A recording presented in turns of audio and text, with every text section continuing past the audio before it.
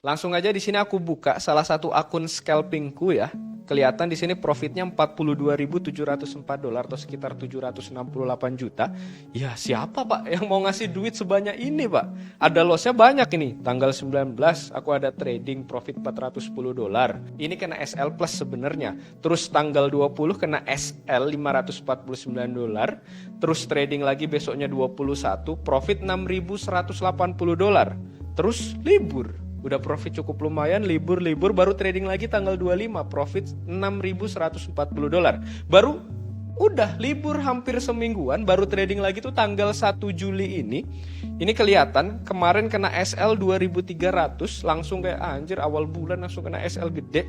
Lumayan kena ini Pak, tapi langsung shifting. Dan per hari ini aku profit dapat awal bulan $30.000. Ini gede banget. Ya udah kalau udah kayak gini, saya tidak trading lagi, udah cukup. Udah ke cover semua 1 bulan portofolioku. Jadi kalau dilihat historical tradeku di bulan ini, total loss di $2.845, sekitar 51 jutaan. Win rate biasa aja, cuma 60% kelihatan. Average profit 42 juta, sementara average loss 4 juta, Pak. Nah, aku yakin semua orang tuh pasti bisa profit besar, Pak. Orang baru trading, langsung dikasih HP, langsung suruh trading, bisa profit besar. Tapi nggak semua orang, loss-nya bisa terkunci. Dan profitnya bisa running cukup kenceng. Nah, di video ini aku bakal demonstrasikan langsung. Kasih materi ke kalian. Gimana caranya profit besar, tapi loss-nya tetap terkunci.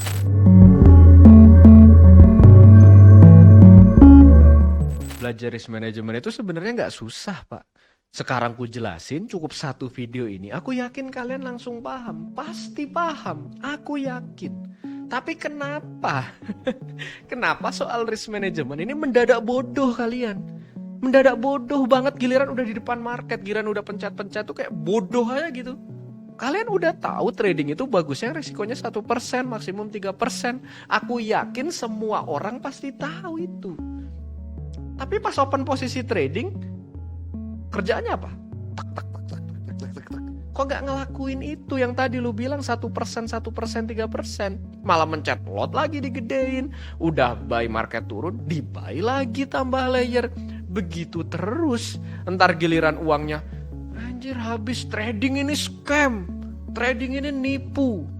Kalian tuh udah tahu tai itu gak enak. Tapi masih terus dicobain, doyan lagi.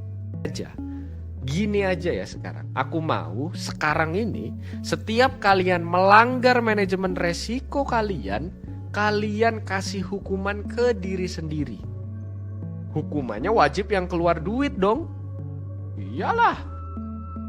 Kalau kalian trading di atas resiko 3%, jadi SL-nya di atas 3%, wajib kasih senilai loss kalian ke tempat ibadah atau ke orang yang membutuhkan. Contoh, kalian trading modal 1 juta. Harusnya loss kalian itu maksimum 100.000. Malah keterusan sampai 500.000. Berarti di hari itu kalian wajib keluar duit senilai SL kalian, yaitu 500.000. Langsung kasih ke tempat ibadah, kasih ke orang yang membutuhkan, beliin orang yang membutuhkan. Deal? Deal dulu. Deal dulu di kolom komentar. Nah, kalau udah deal, aku mau susun lagi. Susun lagi kalian menjadi satu keutuhan. Aku udah siapin materinya.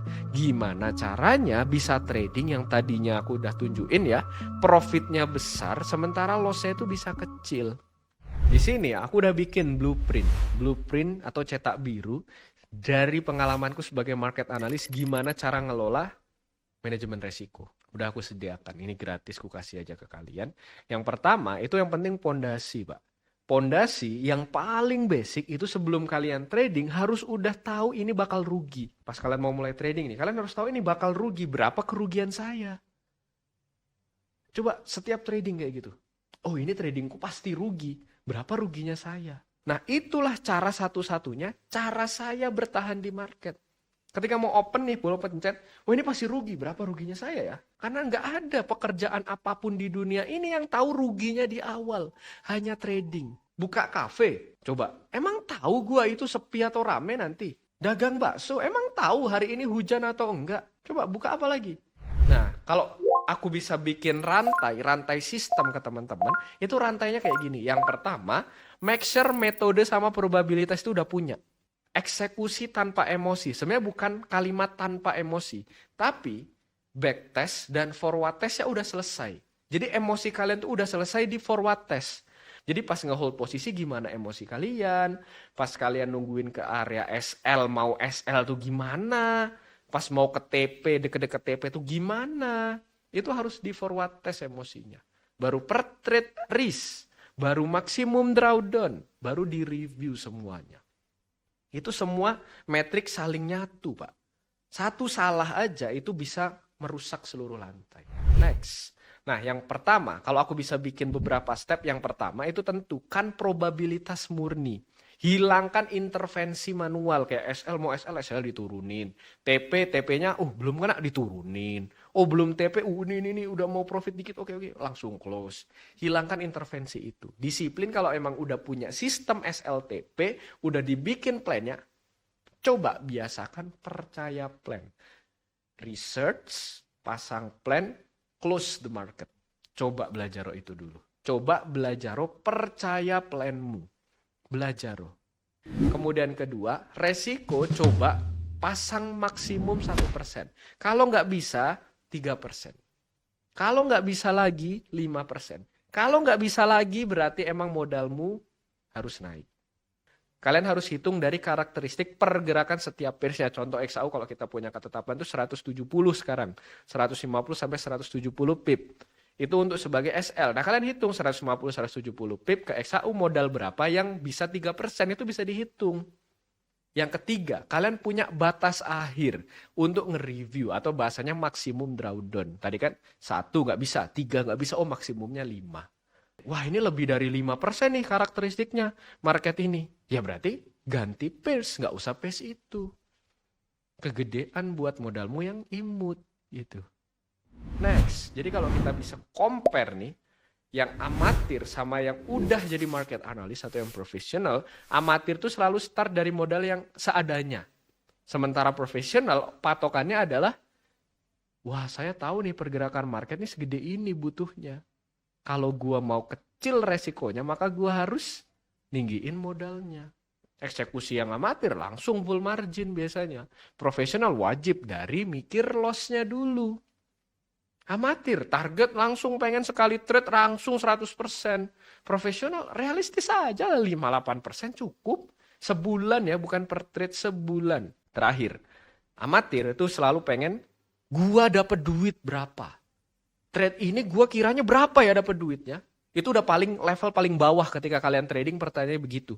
Kalau modal 1 juta dapat duit gue berapa? Udah paling bawah. Lu paling bawah, paling dasar level lu. Sementara kalau lu mau trade dan lu mikirnya, modal saya segini, gimana caranya biar saya resikonya cuma di 3% ya. Udah mulai naik level. Gitu. Kenapa? 5%, 8% itu udah cukup banget. Karena kalau kita hitung dengan konsep bunga berbunga atau compound interest, ROI tahunan kalian tuh bisa nyentuh 80, Pak. 80%. Kalau rutin 5% aja. Jadi kalau let's say kalian trading 3 hari dan tahu-tahu udah plus 5%, anjir, udah 27 hari lu nggak perlu trading lagi, bulan depan lagi baru trade. Enak banget, bro. Jadi nggak perlu yang pengen langsung besar.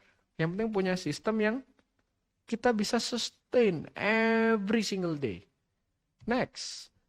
Nah di sini ada namanya dynamical lot sama resiko statis. Ini kita coba gambarkan kalau teman-teman tradingnya itu ada yang di withdraw, ada yang di compound yang kayak contoh tadi. Kalau di awal tentu modal itu kayak modal awal resiko 1%, lot normal. Normal tuh ya nggak tahu kalian berapa lot normalnya, harus dihitung. Kondisi pas sudah profit berarti modal udah naik dong, resiko tetap 1%. Tapi modalnya naik, berarti lotnya bisa naik. Tapi pas modalnya sudah berkurang karena di withdraw, resiko 1%, lotnya tadi itu bisa mengecil, Pak. Kecuali kalian withdrawnya cuma profitnya. Yaitu boleh ke kondisi awal. Kalau enggak ya enggak bisa. Next, bukti nyata. Besarnya modal yang menentukan. Contoh di sini kan modal awalku 400 juta, kemudian profitku 885 juta. ROI tahunanku itu kalau dihitung bisa 171%. Tapi sebulan itu cuma 14%, Pak. Ini juga besar. Tapi kalau modalmu 1 juta, profit 14% itu profit cuma 140 ribu. Anjir, itu untuk apa 140 ribu sekarang? Ke kafe aja habis tuh. 3 hari, 2 hari habis. Tapi kalau 73 juta per bulan, besar atau kecil? Sama-sama 14%. Nah, skillnya sama 14%, hasilnya bisa beda. Hati-hati. Next, yang paling penting teman-teman tuh kayak harus punya jangkar sama balon udara. Jadi sistem berjalan baik dengan compound interest atau mau di withdraw tadi kita udah demonstrasikan harusnya gimana. Yang penting ke bawahnya, jangkar ke bawahnya, drawdown ke bawahnya itu ada maksimumnya. Si balon biarin terbang, jangkarnya jangan lanjut ke bawah lah, sama aja ke bawah kalian gini nih. Nah harus punya batas di bawahnya jangkar tadi itu maksimum drawdown. Enak Pak kalau kayak gini. Risk management itu sebenarnya gampang Pak. Kuncinya cuman punya uang besar dan ekspektasinya dikecilin. Sementara kalian uang kecil, ilmu cupu, pengalaman cupu, dan ekspektasinya pengen jadi naga. Ngarep profit 100% tapi duitnya cuma 1 juta. Dapat momentum market pun yang bisa beneran 100% itu duitmu dari 1 juta cuma jadi 2 juta Pak. Sementara kalau duitmu ada 1 miliar, bisa dapat gain 10% aja, itu udah dapat 100 juta. Nah sekarang, lebih susah dapat yang potensi profitnya 100% atau 10%. Lebih baik gedein modal, nggak usah 10%, 5% aja dalam trading. Udah lumayan itu. Nah kemudian di kondisi sekarang ini, naga pun kalau lihat modalmu yang kayak sekarang ini, dia nggak sudi Pak. Apa ini imut sekali. Jadi stop lah berekspektasi naga-nagaan ini, stop lah. Belajar trading yang realistis dan benar biar market bisa bawa kalian pelan-pelan naik level. Aku udah rasain, sekarang waktunya kamu.